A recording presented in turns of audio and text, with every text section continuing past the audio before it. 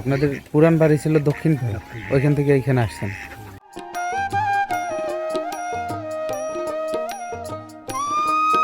এই রাস্তা হয়েছে কত বছর আগে? 5 বছর চলে গেছে।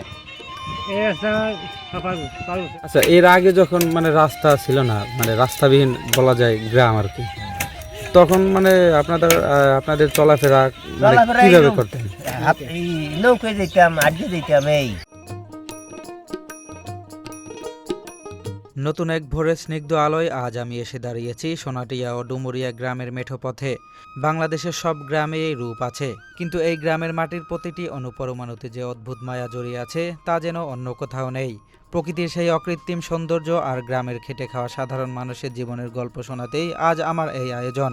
প্রকৃতির রূপ আর মানুষের মায়ার এই পথ চলায় আপনারা আমার সাথেই থাকবেন।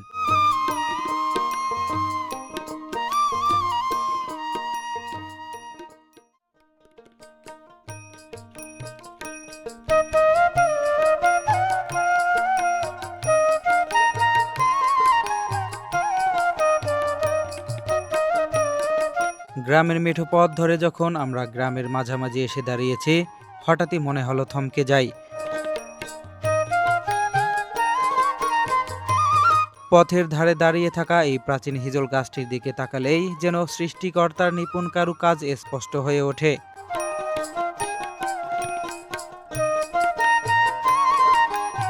অগণিত সবুজ পাতা আর ছোট ছোট ফলের ভারে গাছটি যেন এক জীবন্ত শিল্পকলা। মাসখানেক আগেও এর প্রতিটি ডাল জুড়ে ঝুলেছিল রক্তিম ফুলের আভা, যেন আগুনের ফুলকি।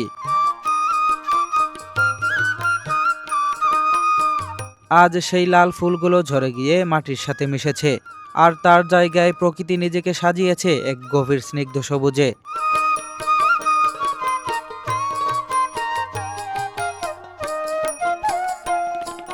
সময়ের সাথে এই যে রূপান্তর, ফুল থেকে ফল আর রিক্ততা থেকে নতুন সবুজের উদ্ভাস, এজন্য এক চিরন্তন সত্য।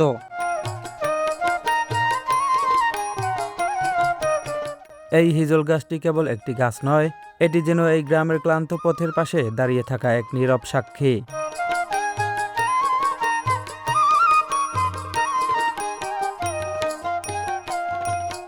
স্নিগ্ধ সবুজ হিজল গায়ে মেখে আমি গ্রামের আরো গভীরে প্রবেশ করলাম। প্রকৃতিতে এখনো অস্থির এক ছোঁয়া, বিলে সবেমাত্র জল আসতে শুরু করেছে।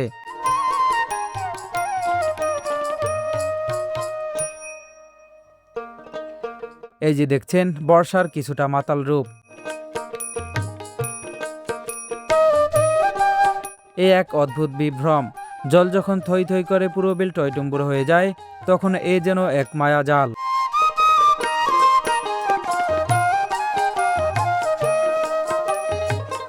আপনারা যারা এই রূপ দেখতে উৎসুক, তাদের জন্য বলছি, আমাদের এই মায়াবী গ্রামে আসতে হলে আপনাদের আসতে হবে গোপালগঞ্জের কোটালীপাড়া থানায়।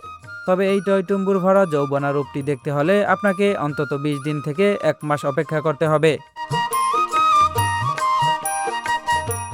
আপাতত বর্ষার সেই মাতাল স্বপ্ন থেকে ফিরে আসি এই ধুলোমাখা শান্ত মেঠো পথে, যেখানে প্রতিটি কদমেই লুকিয়ে আছে এক টুকরো প্রশান্তি।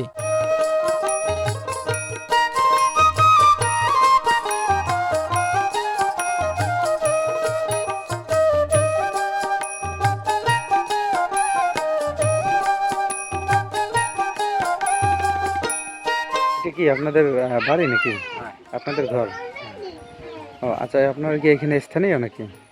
হ্যাঁ, এখন স্থানীয়। ও আপনাদের পুরান বাড়ি ছিল দক্ষিণ পাড়া, ওইখান থেকে এইখানে আসছেন। তো এখানে আসছেন কত বছর হবে?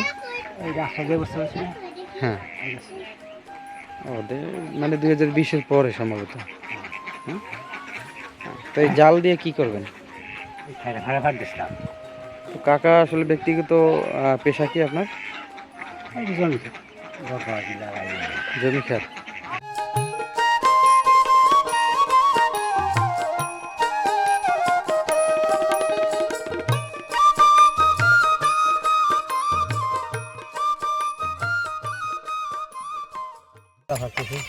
কি প্রজেক্টের নাকি? হ্যাঁ, ঘোড়া বানাবেন?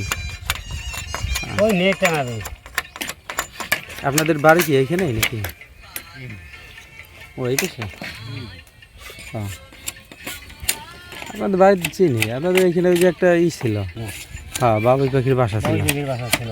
তো ওই গাছটা কাটলেন কেন আপনারা? ওই এমনি ঘর উঠেছি তো, তারপরে এই জন্য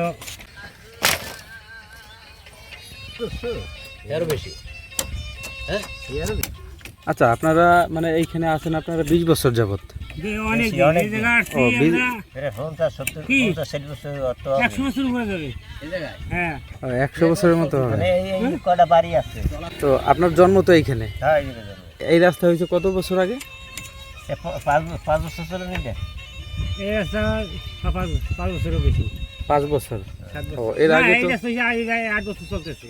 8 বছর? 8 বছর মানে এই 6 বছর মানে প্রজেক্ট, 6 বছর প্রজেক্ট, হ্যাঁ, আর তার 2 বছর আগে এই 8 বছর চলতে আছে। ও, তো এর আগে আসলে এই রাস্তাটা সর্বপ্রথম কি মাটির ছিল নাকি? এই জায়গায় সব মাটি ছিল, জমি ছিল। না না, বিষয়টা সর্বপ্রথম মাটির রাস্তা না একবারে এইরকম পাকা হয়েছে? এরকম ছিল, হইলো বালি দিয়ে বানছে, বালি দেওয়ার পরে ইট পাতাই দিছে 8 বছর আগে।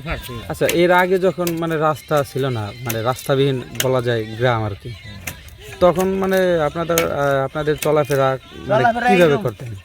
এই নৌকায় যেতাম, আড্ডে যেতাম। এই বর্ষায় নৌকা ছিল না? হ্যাঁ। আচ্ছা, একটা সময় তো শুনছিলাম যে এইখানে যে ধান পান তেমন কিছু হইতো না। ধান অনেক আগে হইতো না, অনেক আগে হইতো না। আমন ধান আসছে, আমন ধানে করে নেই। হ্যাঁ হ্যাঁ, ওই সময় ওই যে অনেক পানি থাকার কারণে, পানি নামার ব্যবস্থা না থাকার কারণে মনে হয় ধান হইতো না। হ্যাঁ, পানি নামার ব্যবস্থা ছিল না তেমন, এই খাল ছিল না। এই এখন আসলে সেই হিসাব যদি করেন, আজ থেকে 20 বছর আগের কথা যদি বলি, তো সেই হিসাবের থেকে এখন বর্তমানে আপনারা মানে কেমন আছেন এইখানে? কেমন এখন তো ভালো আছে, রাস্তাঘাট আছে, চলাফেরা করতে এই নিঃস্বাধীন। হ্যাঁ, নিঃস্বাধীন। তারপরে একটা সমস্যা কি, এইখানে আসলে গাড়ি ঘোড়া পাওয়া খুবই হ্যাঁ, কষ্ট। গাড়ি ঘোড়া পাওয়া সময় মতন পাওয়া যায় নাই। হ্যাঁ, একটা মানে সমস্যা। হিন্দু জায়গা আছে, কাঁচা রাস্তা, এই লেগে সমস্যাটা। বাজার সদাই করেন কোন জায়গা থেকে? বাজার গ্রাম আছে, চৌধুরী বাজার, ঘাগর বাজার। এই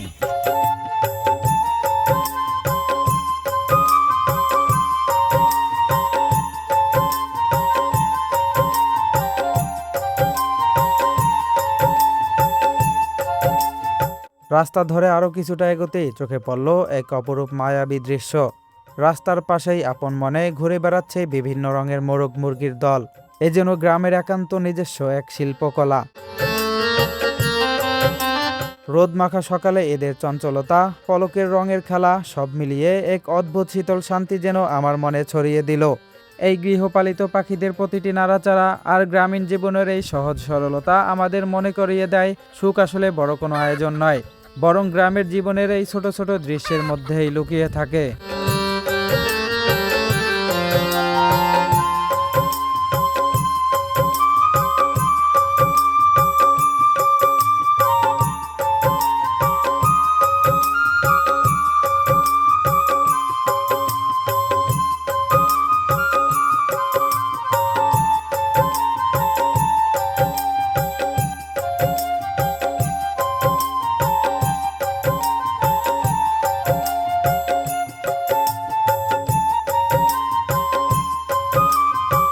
মোরগ মুরগির চঞ্চলতা পেছনে ফেলে সামনে এগোতেই চোখে পড়ল প্রকৃতির এক জীবন্ত শিল্পকলা, যা যে কোনো মানুষের চোখকে মন্ত্রমুগ্ধ করতে বাধ্য।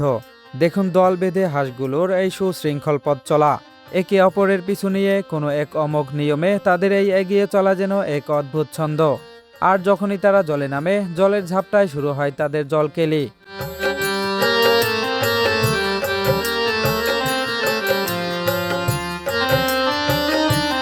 পানিতে তাদের সেই ডুবোডুবি খেলা, আনন্দের কলকাকলি, সব মিলিয়ে আমার মনটা যেন এক অনাবিল স্নিগ্ধতায় ভরে গেল।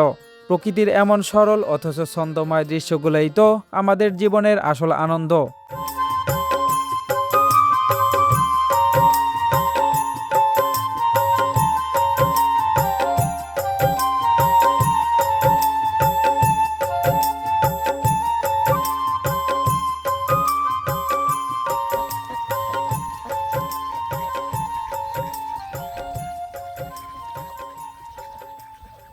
আমার আজকের পথ চলা সাতুরিয়া এই বিলের বুক চিরে।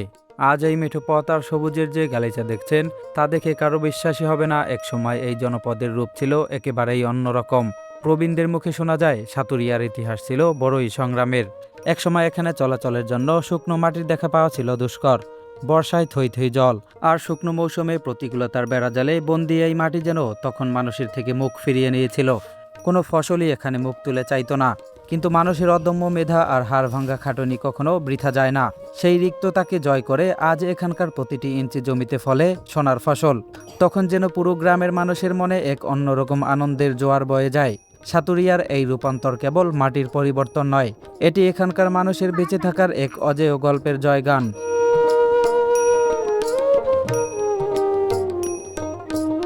এই যে অজেয় গ্রামের গল্প, এই যে সাতুরিয়ার মেঠো পথের বাঁকে বাঁকে লুকিয়ে থাকা হাজারো স্মৃতি, এসবের সাক্ষী হয়েই তো প্রতিদিন আমার এই পথ চলা। প্রিয় দর্শক, আপনাদের কেমন লাগলো আজকের এই মায়াবী গ্রামের গল্প? সাতুরিয়ার এই ধুলোমাখা পথ, বিলের জল আর মানুষের সংগ্রামের এই উপখ্যান যদি আপনাদের হৃদয় ছুঁয়ে থাকে, তবে জানাতে ভুলবেন না। আপনাদের একটি সুন্দর মন্তব্যই আমার আগামী দিনের পথ চলার অনুপ্রেরণা। গ্রামের এমন আরও অদেখা সৌন্দর্য আর জীবন্ত সব গল্প নিয়ে আবারও হাজির হব অন্য কোনো দিনে, অন্য কোনো মেঠো পথে। ততক্ষণ পর্যন্ত সবাই ভালো থাকুন, প্রকৃতির মায়ায় মিশে থাকুন। আল্লাহ হাফেজ।